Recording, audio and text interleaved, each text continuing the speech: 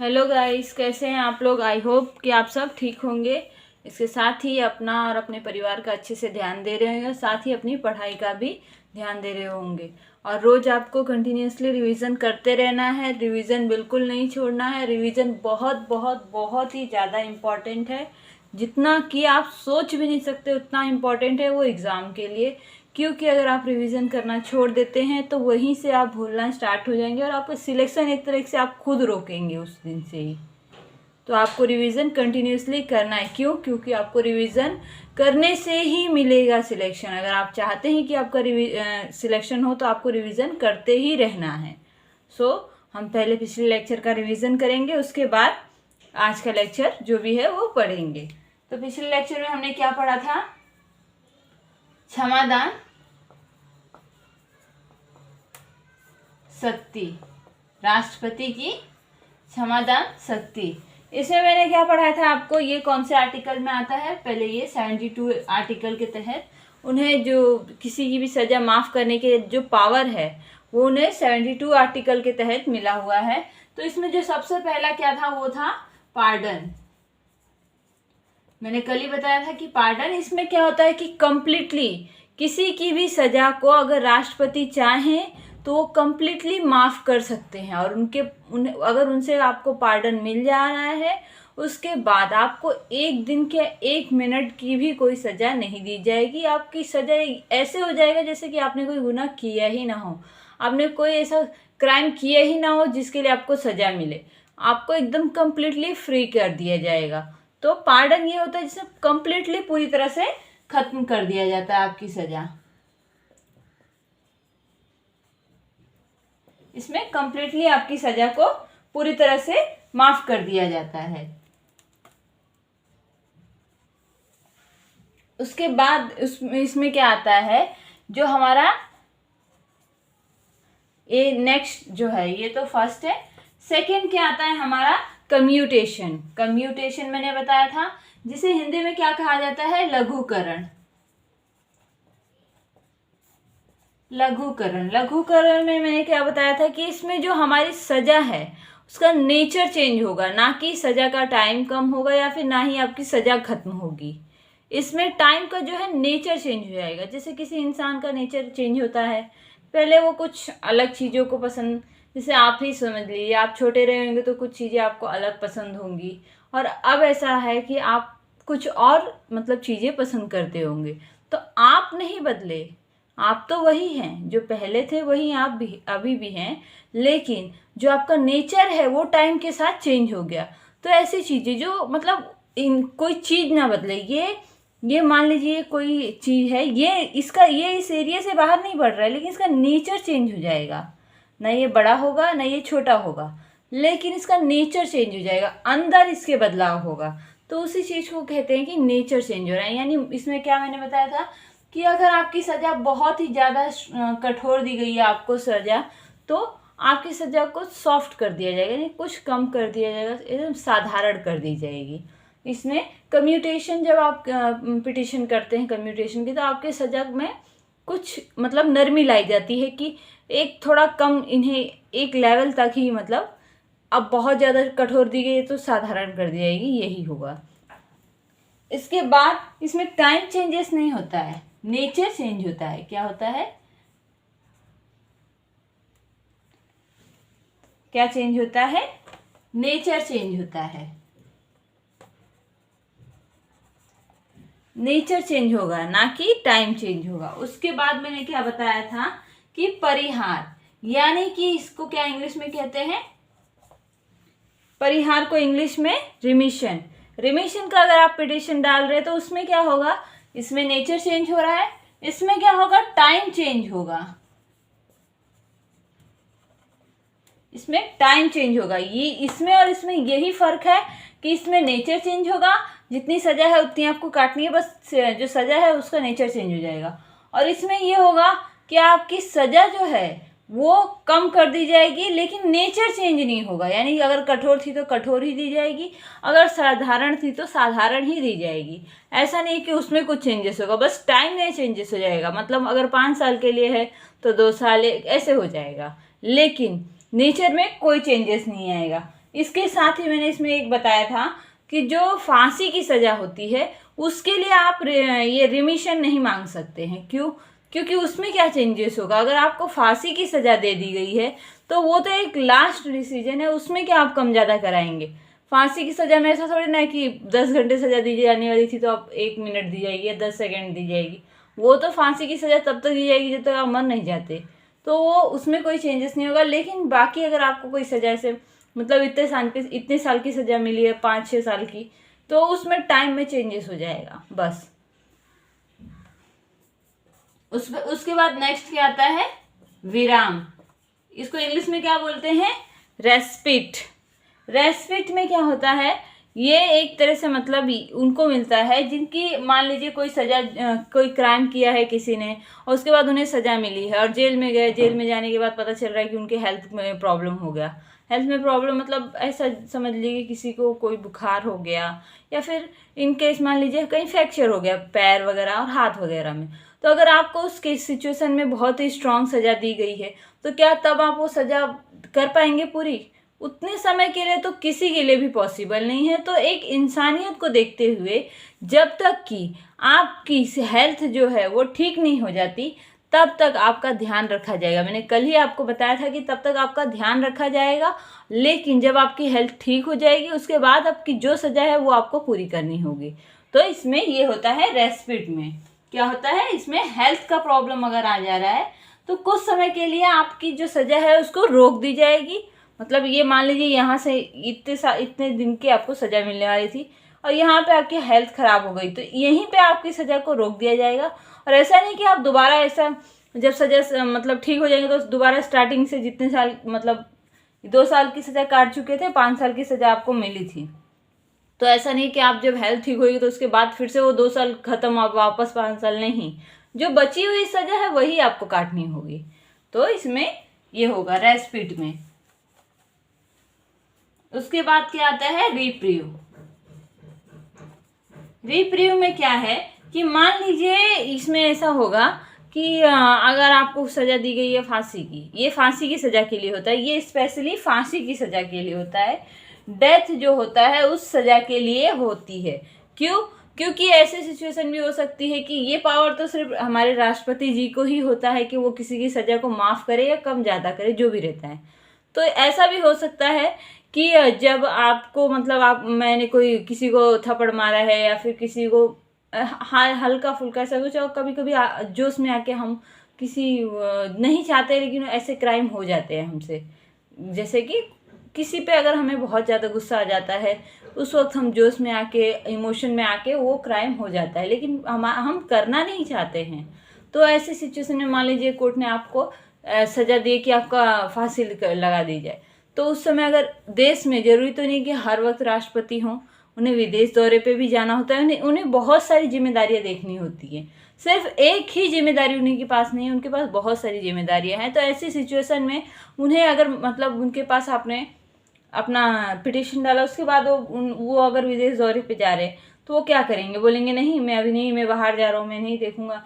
वो क्या करेंगे? वो आपकी जो सज़ा है फांसी की, जो डेथ आपको दिया गया है, उसको कुछ समय के लिए रोक देंगे। वो बोलेंगे कि जब अभी मैं इस वक्त विदेश दौरे पे हूँ, इसलिए जब तक मैं वापस नहीं आ जाता तब तक ये इंसान किसी को भी, एक तो पहले आपको ये मैं बता दूँ, किसी को भी जो भी फांसी होती है वो राष्ट्रपति और पीएम के बिना मतलब मंजूरी के ये नहीं होती है। और ये जो है इसमें सलाह देने का काम को मैंने कल आपको नहीं बताया।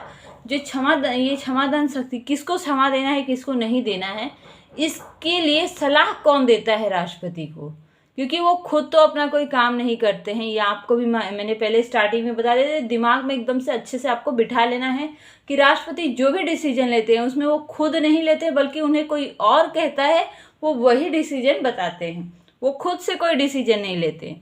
तो इसमें जो उनको सलाह देने का काम कौन करता है? वो करते हैं हमारे गृह मंत्रालय।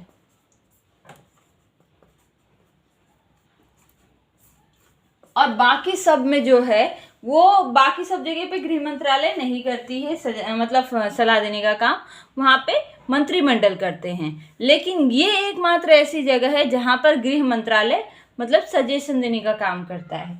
तो वो कुछ समय के लिए आपकी सज़ा को रोक देंगे। उसके बाद जब आएंगे उसके बाद उस पर विचार विमर्श करेंगे। उसके बाद अगर उन्हें लग रहा है कि आपको फांसी देनी चाहिए तो फिर भाई होगी, और अगर नहीं है तो वो आपको बोलेंगे कि मतलब इनको फांसी ना देके इन्हें कुछ और सज़ा दी जाए, ऐसी सिचुएशन में। उसके बाद आता है, मैंने इसमें क्या बताया था कि जो हमारे मतलब राष्ट्रपति जी होते हैं, कल का ये रिवीजन है, राष्ट्रपति जी होते हैं, उन्हें तीनों सेनाएं उनके अंडर में आती हैं। मैंने कल ही बताया था कि आर्मी, नेवी और एयरफोर्स तीनों सेनाएं उनके अंडर आती हैं। इसलिए वो कोर्ट के जो सेना का जो कोर्ट होता है उससे भी रिलेटेड अगर किसी का पिटिशन रहता है तो वो उनकी सज़ा को माफ़ कर सकते हैं। जी हाँ, बिल्कुल कर सकते हैं। राष्ट्रपति जी वो जो हमारे सेना के न्यायालय के जो डिसीजन रहते हैं उन्हें भी माफ़ कर सकते हैं। उनके पास वो पावर होता है क्योंकि वो तीनों सेनाओं को हैंडल करते हैं। इसलिए वो तीनों सेनाओं को अगर हैंडल करे तो उन्हें ये पावर भी है कि वो सेना में भी किसी को अगर कोई सज़ा दी गई है, किसी का कोर्ट मार्शल या कोई भी सज़ा दी गई है तो वो माफ़ कर सकते हैं।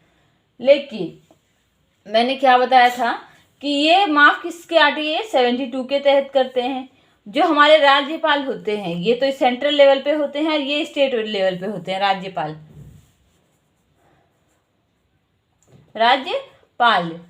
तो ये इनका क्या रहता है, ये तो इनके अंडर में सेनाएं नहीं रहती हैं, तो इसलिए ये किसी की डेथ या फिर जो मतलब सेना से रिलेटेड जो भी डिसीजन हो वो इस चीज में वो कुछ नहीं कर सकते हैं। जो हमारा सेना में होता है वो कोर्ट मार्शल होता है, उनका अलग ही नियम होता है, तो इसलिए वो इस चीज में ये दोनों में वो कोई डिसीजन नहीं लेते। लेकिन बाकी सब जगह पे उनकी भी वही मतलब प्रोसेस होते हैं, उनकी भी वही शक्तियाँ होती है। स्टेट सेंट्रल पे अगर राष्ट्रपति होते तो स्टेट पे जो है वो राज्यपाल होते हैं, बस इतना ही फर्क है।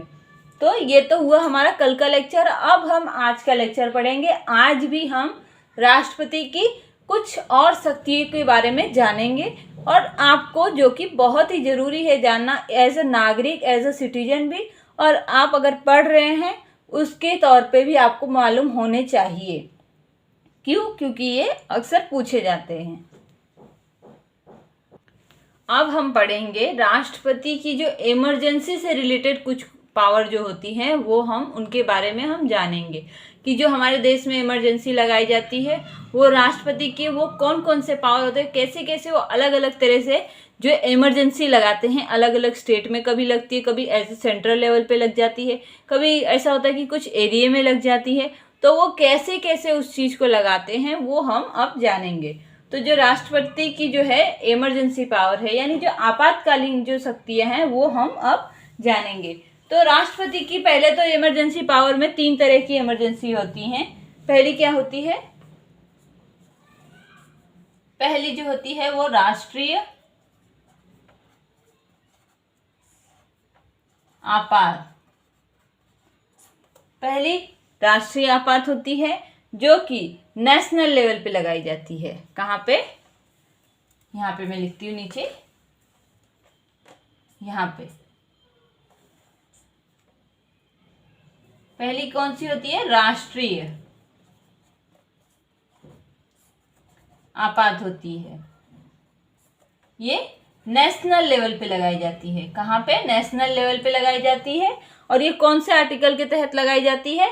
ये 352 आर्टिकल के तहत लगाई जाती है। अब आप सोच रहे हैं कि अभी तो मैंने 62 तक ही आर्टिकल पढ़ा है, तो बीच में से 352 पे क्यों जा रही हूँ?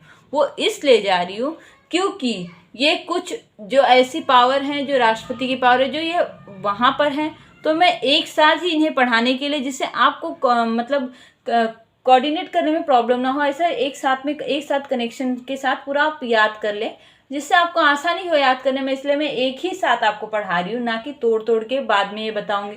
वैसे तो वहाँ भी मैं आपको ये डिटेल में बताऊंगी, लेकिन यहाँ पे मैं कुछ उसके पार्ट ऐसे बहुत ही मतलब डीपली नहीं, लेकिन कुछ हद तक मैं आपको यहीं पे समझा दे रही हूँ। और ये राष्ट्रीय जो हमारी आपात लगाया गया है, ये आज तक 3 बार लगाया गया है हमारे देश में। कितने बार? 3 बार लगाया गया है। और वो कब कब लगाया गया है वो भी आगे मैं आपको बताऊंगी। और दूसरा क्या होता है, राजकीय, राजकीय आपात। ये स्टेट लेवल पे लगाया जाता है। कब लगाया जाता है, स्टेट लेवल पे। और ये कौन से आर्टिकल के तहत लगाया जाता है, 356 आर्टिकल के तहत ये लगाया जाता है। और ये ऐसा नहीं है, इसका काउंटिंग नहीं कर सकते कि ये कितने बार लगाया गया, ये बहुत ही बार लगाया जा चुका है, इसलिए इसका नंबर याद करना पॉसिबल नहीं है। लेकिन वो जो राष्ट्रीय है, जो नेशनल लेवल पे इमरजेंसी लगाई गई है, वो 3 बार लगाई गई है। वो इम्पॉर्टेंट है कि हाँ आपको मालूम रहना चाहिए एज सिटीजन भी। तो मैं आपको डिटेल में नीचे और बता दूंगी। और तीसरी जो हमारी होती है वो होता है वित्तीय, वित्तीय आपात। ये होता है फाइनेंशियल। ये कौन से आर्टिकल के तहत आता है, ये फाइनेंशियल जो है वो 360 आर्टिकल के तहत आती है ये इमरजेंसी। और ये आज तक हमारे देश में कभी भी नहीं लगाई गई है। कौन से आर्टिकल के तहत, 360। देख लीजिए 352 में अगर 4 ऐड करेंगे तो 356 आता है, फिर 4 ऐड करेंगे तो 360 आता है। ऐसे याद रखने के लिए एक ट्रिक के तौर पे आप याद रख सकते हैं। और ये इम्पोर्टेंट है कि आज तक कभी भी नहीं लगाई गई है। ये हमारे देश में आज तक वित्तीय आपात कभी भी नहीं लगी है और इन फ्यूचर भी ऐसा कभी ना हो कि लगे। हम तो यही चाहेंगे कि कभी ना लगे। अब मैं आपको बताती हूँ कि ये जो हमारी राष्ट्रीय आपात है वो कब कब लगाई गई है। तो राष्ट्रीय जो आपात है ये एक तो 1962 में लगाई गई है। ये किस लिए लगाई गई है, ये हमारे जो चीन के साथ वॉर हुई थी, आपको याद है उसमें 1962 में हमारे चीन के साथ वॉर हुई थी। उसके बाद 1971 में जो हमारी बांग्लादेश के साथ हुई थी, वो मतलब बांग्लादेश के लिए हुई, मतलब उसे एक अलग कंट्री बनाने के लिए जो हुई थी, उस दौरान भी हमारे देश में इमरजेंसी लगाई गई थी। क्योंकि बांग्लादेश एक तरह से वो हम ही से टूट के अलग हुआ है, उसकी वजह से बहुत ही ज़्यादा एक डिस्टर्बेंस आया था, जिसकी वजह से इमरजेंसी लगानी पड़ी थी बांग्लादेश के लिए। और तीसरी जो है 1975 में इंदिरा गांधी ने अशांति के नाम पे लगाया था, जो कि अब नहीं है। राष्ट्रीय आपात में भी 3 तरह की आपात, किन किन सिचुएशनों में आप आपात राष्ट्रीय लगा सकते हैं, इसे लगाने का काम इंदिरा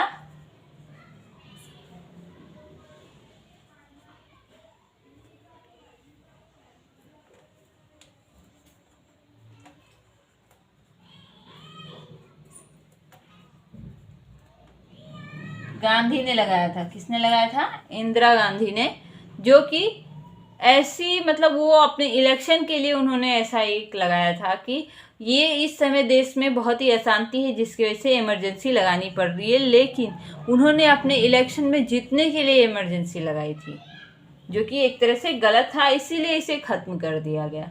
तो अब मैं आपको बताऊंगी कि राष्ट्रीय आपात किन किन सिचुएशनों में आप लगा सकते हैं,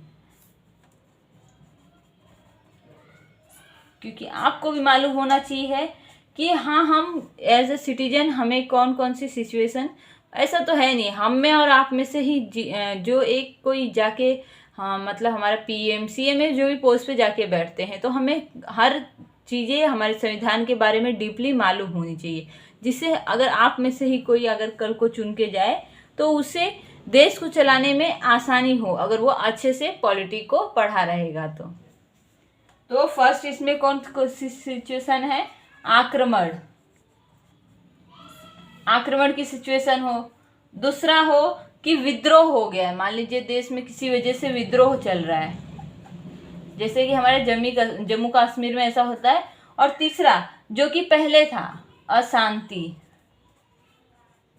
ये अब खत्म कर दिया गया है, ये खत्म कर दिया गया है। लेकिन ये 2 सिचुएशन में अभी भी राष्ट्रीय आपात नेशनल इमरजेंसी लगाई जा सकती है। अगर इन केस किसी दूसरी कंट्री के साथ हमारी वॉर हो गई, तो ऐसी सिचुएशन को देखते हुए अगर आप नेशनल इमरजेंसी न लगाई जाए तो सबको आज़ादी है घूमने की, कहीं भी बस जाने की, तो ऐसे टाइम पे सेना को यहाँ से वहाँ होने में एक तरह से बहुत ही प्रॉब्लम होगी। और जब ये इमरजेंसी लगाई जाती है तो पूरी तरह से पूरी तरह से हमारा देश लोकतांत्रिक से एक तरह से मान लीजिए राजतांत्रिक बन जाता है, जिसमें एक राजा की कैसे अपना शासन चलाता है वैसे हो जाता है। उसकी जो इच्छा होगी वही कर सकते हैं हम अपनी इच्छा नहीं पूरी, मतलब जो भी हमारी पावर है वो कुछ यूज़ नहीं कर सकता है। हमारा जो मूल अधिकार है वो पूरी तरह से खत्म कर दिया जाता है अगर राष्ट्रीय आपात लगाया जाता है तो। उसके बाद कौन कैसे कैसे ये मतलब लगाया कैसे जाता है, लगाया तो ये 3 सिचुएशन में लगाया जाता था, अब तो 2 ही में लगा सकते हैं, लेकिन इन दोनों में लगाने का प्रोसेस क्या होता है वो अब हम पढ़ेंगे। तो लगाने के लिए पहले तो मैंने बता ही दिया कि आक्रमण और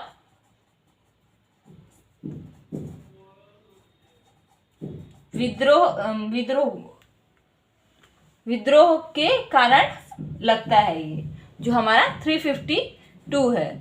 लेकिन ये लगाने का एक प्रोसेस होता है, इसके लिए राष्ट्रपति खुद तो डिसीजन ले नहीं सकते। ये आपको मैंने हर बार बता रही हूँ कि वो खुद अपने कोई डिसीजन नहीं लेते हैं। वो जो हमारे पीएमओ ऑफिस है और जो पीएम है, जो मंत्रिमंडल है, उनके सलाह पे ही कोई भी डिसीजन लेते हैं। वो खुद अपने कोई डिसीजन नहीं लेते हैं, उन्हें इसलिए एक रबर स्टैम्प कहा जाता है। मैंने ये आपको एक इम्पोर्टेंटली बताया है कि वो उन्हें रबर स्टैम्प क्यों कहा जाता है, इसी वजह से क्योंकि वो खुद अपने कोई डिसीजन नहीं लेते। उनके नाम पे सारे डिसीजन लिए जाते हैं लेकिन वो खुद नहीं लेते हैं। तो उसमें वो सलाह किससे लेंगे, मान लीजिए इमरजेंसी लगाना है तो सलाह लेंगे मंत्रिमंडल से। किससे लेंगे, मंत्रिमंडल से लेंगे। मंत्रिमंडल से वो सलाह लेंगे कि इमरजेंसी लगानी चाहिए या नहीं लगानी चाहिए। अगर मंत्रिमंडल उन्हें कह रही है कि इमरजेंसी लगा दीजिए तो वो इमरजेंसी पूरे देश पे लागू कर देंगे, लेकिन वो अपनी इच्छा से नहीं कर सकते हैं। उसके बाद लागू करने का काम तो मैंने अभी बता दिया कि लागू करने का काम हमारे राष्ट्रपति करते हैं। कौन करता है, हमारे राष्ट्रपति करते हैं। लागू करने की जो भी मतलब पावर होते हैं वो राष्ट्रपति के पास होते हैं। उसके बाद जो ये मतलब अगर लागू कर रहे हैं राष्ट्रपति, तो वो ऐसा तो है नहीं कि कुछ टाइम तक ऐसा रहना चाहिए ना, एक लिमिट होनी चाहिए कि हाँ ये कब तक होगा। ऐसा हो गया अगर कि नहीं आप इमरजेंसी लगा के रखे जब तक आपकी इच्छा है, तो अगर पॉलिटिशियन ऐसा कर भी सकते हैं कि वो अपने फायदे के लिए बहुत दिनों तक लगा दे, जैसे कि इंदिरा गांधी ने 1975 में लगाया। वो इलेक्शन के लिए उन्होंने 19 महीने तक इमरजेंसी लगा के रखी थी। ऐसी कोई भी सिचुएशन नहीं थी कि हाँ इमरजेंसी लगाई जानी चाहिए, वो भी पूरे देश पे। तो ऐसा कर सकते हैं। इसलिए वो अगर मान लीजिए राष्ट्रपति लगा रहे हैं इमरजेंसी, तो कितने दिन तक लगाएंगे, वो जैसे कि कितने दिन तक लगा सकते हैं, वो 30 दिन तक सिर्फ लगा सकते हैं। इनके द्वारा लगाई गई इमरजेंसी 30 दिन तक लगाई जा सकती है। और अनुमोदन यानी कितने मतलब इस चीज का डिसीजन लेने का किसका काम है, वो है संसद का। संसद में लोकसभा और राज्यसभा, लोकसभा और राज्यसभा से ये डिसीजन मतलब एक बहुमत के तौर पे मांगा जाएगा कि कितने दिन तक क्या इमरजेंसी लगानी चाहिए। और अगर सबसे बहुमत मिल जा रहा है तो ऐसी सिचुएशन में 6 महीने तक संसद, क्योंकि संसद से में जो सांसद होते हैं वो हमारे द्वारा ही चुने गए, हमारे द्वारा ही चुने गए जो रहते हैं वही रहते हैं। तो अगर वो कह रहे हैं तो अगर उनका बहुमत है तो इसका मतलब हम जो सिटीजन हैं वो हम भी अलाउ कर रहे हैं कि हाँ जो इमरजेंसी लगाना जरूरी है इसलिए लगाई जाए। लेकिन जो राष्ट्रपति लगाते हैं वो सिर्फ 30 दिन तक ही रहती है। और ये याद रखिएगा, ये बहुत ही इम्पोर्टेंट है। ये पूछा गया था एग्जाम में, यूपीएससी के एग्जाम में ये पूछा गया था कि राष्ट्रपति जो इमरजेंसी लगाते हैं वो कितने दिन तक लगा सकते हैं। तो आप ऐसे सोचेंगे कि वो ये 6 महीने तक लगा सकते हैं अनुमोदन करने के बाद, तो 6 महीने तक तो राष्ट्रपति के नहीं, राष्ट्रपति के द्वारा लगाई गई सिर्फ 30 दिन तक ही रहती है इमरजेंसी। और इन केस, अब आपके दिमाग में ये क्वेश्चन आ रहा होगा कि इन केस ऐसा तो जरूरी नहीं है कि हाँ आपको पहले से मालूम हो कि कितने दिन ये वॉर चलेगी या फिर कोई भी ऐसा विद्रोह कब तक चलेगा। तो इन केस अगर ऐसा फिर आगे ऐसे लग रहा है 6 महीने के बाद भी लगाना पड़ेगा, तो 6 महीने फिर बढ़ाया जाएगा। और अगर मान लीजिए 6 महीने की लगी है लेकिन 2 महीने में ये वॉर या जो भी विद्रोह है वो खत्म हो गया, तो उसी दिन वो इमरजेंसी खत्म कर दी जाएगी। जरूरी नहीं कि 6 महीने का लगा गया है तो 6 महीने तक, अगर नहीं है वैसी सिचुएशन फिर भी रखी जाए, जरूरी नहीं है, 6 महीने तक लगा सकते हैं।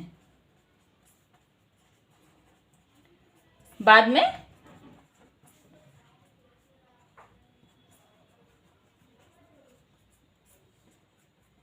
6 महीने ही आप बढ़ा सकते हैं। ऐसा नहीं है कि आप अब ये सोचे कि बार बार क्यों करना है, एक बार में 1 साल का लगा देते हैं, ऐसा नहीं है। आप 6 महीने ही बढ़ा सकते हैं इस चीज को। उसके बाद अब मैं आपको बताऊंगी कि जब 352 लगता है तो एक ऑटोमेटिकली एक आर्टिकल है जो अपने आप ही लागू हो जाता है। तो वो कौन सा आर्टिकल है? तो वो आर्टिकल है हमारा 358, जिसे कहा जाता है कि ये आर्टिकल संविधान की जो रीढ़ है, जो रीढ़ मतलब एक बैकबोन है, उसे तोड़ देता है। तो जो 350 अगर देश में लगाया जाए, 350 नहीं, 350 लगने के बाद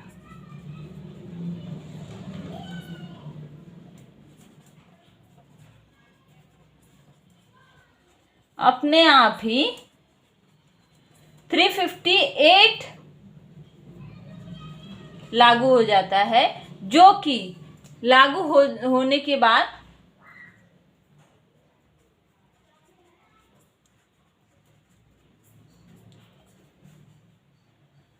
जो संविधान की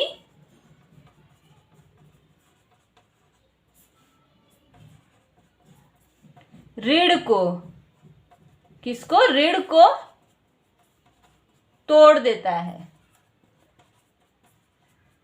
यानी कि आपके सारे पावर जो भी हैं वो आपसे छीन लिए जाएंगे। और संविधान की रीढ़ किसको कहा जाता है, ये आपको याद रखना है। मैंने पिछले लेक्चर्स में पढ़ाया है आपको कि संविधान की रीढ़ किसे कहा जाता है। संविधान की रीढ़ जो है वो आर्टिकल 19 को कहा जाता है, जिसमें 1 से लेके 6 तक उसमें उसके अंदर हैं, और ये जो पूरी तरह से खत्म कर दिया जाता है। तो उसके तहत आप ना अभिव्यक्ति की आपको आज़ादी रहेगी, ना घूमने की आज़ादी रहेगी, ना कहीं बसने की आज़ादी रहेगी, ना संगठन करने की आज़ादी रहेगी। ये सारी जो है आपसे छीन ली जाएंगी पूरी तरह से। और इसी को, अगर इसको मैंने वहीं पे बताया था कि इसे बैकबोन ऑफ कॉन्स्टिट्यूशन कहा जाता है। तो अगर ये बैकबोन है तो ये जब आपका छीन जाएगा तो इसीलिए कहा जाता है कि 352 लगता है तो 358 अपने आप ही लागू हो जाता है, जिसकी वजह से संविधान की जो है वो रीढ़ पूरी तरह से टूट जाती है और आम नागरिक की जितने भी मूल अधिकार है वो खत्म कर दिए जाते हैं। ना वो बोल सकता है, ना कहीं घूम सकता है, ना कहीं व्यापार कर सकता है, वो पूरी तरह से उसके सब कुछ खत्म कर दिए जाएंगे। और जब ये लगता है तो जो सरकार चाहेगी, अगर सरकार चाहेगी तो मीडिया, यहाँ तक कि मीडिया पे भी सरकार का कंट्रोल रहता है। जितना चाहेगी उतना सरकार वो मीडिया बोलेगी, नहीं चाहेगी तो नहीं बोलेगी, जो चाहेगी वही न्यूज़ दिखाएगी, नहीं चाहेगी तो नहीं दिखा सकेगी कोई और न्यूज़। ऐसी सिचुएशन में इतना तक कंट्रोल में जो है सरकार के आ जाता है पूरा देश। इसीलिए इसे लोकतांत्रिक से राज्यतांत्रिक कहा जाता है, जो कि एक राजा के तौर पे, जैसे हमारे बहुत सारे वर्ल्ड में बहुत सारी ऐसी कंट्रियां हैं जहाँ पे एक राजतांत्रिक सिस्टम चलता है। जैसे कि सऊदी अरेबिया देख लीजिए, वहाँ पर आप हमारे यहाँ जैसे लोग नहीं, वहाँ एक लोकतांत्रिक ने तानाशाही, यानी एक तरह से डेमोक्रेटिक ना होके वहाँ पे अलग ही एक सिस्टम है। जैसे एक राजा के समय में हुआ करता था वैसा है, जो वो बोलेगा वही सही है, उसके खिलाफ आप पलट के कुछ नहीं कह सकते, ना कर सकते हैं। तो ये तो हुआ 358। और इसके साथ ही एक और, क्योंकि ऐसा हो जाए तो बहुत सारी जो एक तरह से पूरे नागरिक की शक्ति है, जो उनके बोलने की आज़ादी है, जो उनको एक तरह से कुछ कहने की आज़ादी है, वो खत्म हो जाती है। तो इसलिए राष्ट्रपति जी को एक और पावर दिया गया है आर्टिकल के तहत कि आपको कुछ पावर दिए जा रहे हैं कि अगर आपको लग रहा है तो आप कीजिए। तो वो कौन सा पावर है? वो है हमारा 359। 359 जो है, इसके तहत क्या है, राष्ट्रपति जो है उनको कहा गया है कि जो 20 और 21 है उसमें आप कोई छेड़छाड़ नहीं कर सकते हैं। 20 और 21 में कुछ नहीं कर सकते चेंजेस, वो वैसे ही का वैसे ही रहेगा। यानी किसी को आप किसी की हत्या नहीं कर सकते, यानी जो जिस गलती की जो सजा है वही दे सकते हैं आप। जबरदस्ती उसे कोई और सजा, एक छोटी सी गलती के लिए आप किसी को फांसी या कोई जो सजा है उस समय वही दे सकते हैं, ऐसा नहीं कि आप उसमें कुछ चेंजेस कर सकते हैं। तो ये तो मैंने आपको वहीं पे बताया था 12 से 35 के बीच में ही। इसमें ये कहा गया कि 20 और 21 में कोई चेंजेस नहीं कर सकते हैं, लेकिन उसके बाद भी कुछ और आर्टिकल है, जैसे कि 25, 26, 25 और 26 ये सब क्या है, धार्मिक स्वतंत्रता और बहुत सारे उसमें हैं, जो कि एक धार्मिक स्वतंत्रता के एक व्यक्ति की स्वतंत्रता होती है, एक तो सामूहिक तरह से धार्मिक स्वतंत्रता होती है। तो उसमें क्या होता है कि एक इंसान अपना धर्म कैसे लेके चलना चाह रहा है, अगर इमरजेंसी लगी है तो उस समय अगर आपको लग रहा है कि ये खत्म करना है तो आप बिल्कुल कर सकते हैं। बिल्कुल भी ऐसा नहीं है कि आप वो नहीं कर सकते। राष्ट्रपति अगर चाहें तो वो ये भी खत्म कर सकते हैं, और अगर ज़रूरत रहेगी तो वो खत्म कर भी देते हैं। उसके बाद ही कहा, मैंने वहीं पे बताया था कि 23 जो है उसके तहत आप किसी को बलपूर्वक किसी से कोई काम नहीं करवा सकते, लेकिन इन केस वॉर की सिचुएशन में अगर हमारे देश को और सैनिकों की ज़रूरत है, तो ऐसी सिचुएशन में जो भी ऐसे एनसीसी किए हुए जो भी रहते हैं उन्हें आप जब भी देश के लिए ज़रूरत होगी बॉर्डर पे उन्हें बुला लिया जाएगा, और उसके साथ उनकी इच्छा हो या ना हो उन्हें वहाँ जाना है। उसके साथ ही उन्हें उस चीज़ का ज़रूरी नहीं है कि पैसा दिया जाए, वैसे तो वहाँ दिया जाता है लेकिन ऐसा ज़रूरी नहीं है, तो उनसे वहाँ पे बलपूर्वक काम करवाया जाएगा। और ऐसा नहीं है कि उस बात के लिए आप कह सकते हैं कि मेरा मूल अधिकार है कि आप मुझसे बलपूर्वक काम नहीं करवा सकते, वहाँ पर वो लागू नहीं होगा। तो ये आपको याद रखना है। वहाँ पर ये जो राष्ट्रपति ये सारी चीज़ें खत्म कर सकते हैं, ये सारे जो आर्टिकल है खत्म कर सकते हैं 12 से 35 के, लेकिन 20 और 21 को कुछ नहीं कर सकते, उसमें कोई चेंजेस नहीं कर सकते हैं। उसके साथ ही मैंने इसमें इसमें और भी बताए थे आर्टिकल, वो आपको हमेशा रिवाइज करना है, नहीं तो आप भूल जाएंगे। देखिए आगे आगे एक लिंक के तौर पे आपको याद करना ही होगा, नहीं तो फिर आपको लिंक नहीं समझ में आएगा। जो मैं यहाँ पे अगर पीछे के आर्टिकल बोलूँगी तो आपको समझ में ही नहीं आएंगे, इसलिए आपको याद रखने के लिए हमेशा रिवीजन करते रहना है। अब मैं बताऊंगी कि अगर मान लीजिए स्टेट लेवल क्या क्या एक स्टेट लेवल पे खत्म कर दिया जाएगा अगर राष्ट्रीय यानी नेशनल इमरजेंसी लगाई गई है, तो जो राज्य सरकार है, सेंट्रल लेवल पे अगर इमरजेंसी लगी है तो राज्य सरकार यानी अलग अलग स्टेट में जो भी सीएम है वो उनके पावर छीन लिए जाएंगे, वो पूरी तरह से सेंट्रल कंट्रोल करेगा। सेंट्रल इमरजेंसी के टाइम पे जो भी यहाँ सीएम है, कोई भी स्टेट लेवल पे जो भी सीएम है उनके पावर छीन लिए जाएंगे, एक तो ये पूरी तरह से खत्म कर दिया जाएगा। उसके बाद जो बजट दिया जाता है, यानी जो मैंने कहा था कि 43% टैक्स जो दिया जाता है, जो भी आप टैक्स दे रहे हैं सेंट्रल में, उसमें से आपको 43% राष्ट्रपति जो है वो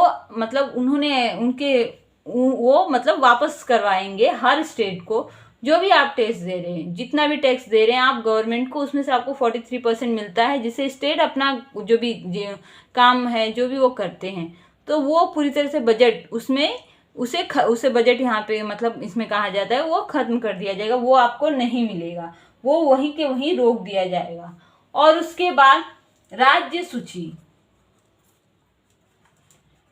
सूची ये भी खत्म कर दिया जाएगा, यानी राज्य से रिलेटेड बहुत सारी चीज़ें ऐसी होती हैं जो छोटी मोटी, वो सभी भी खत्म कर दिए जाएंगे। इसके साथ ही ये तो लेक्चर आज का यहीं पे खत्म हो रहा है। अब मैं आपको रिवीजन कराऊंगी।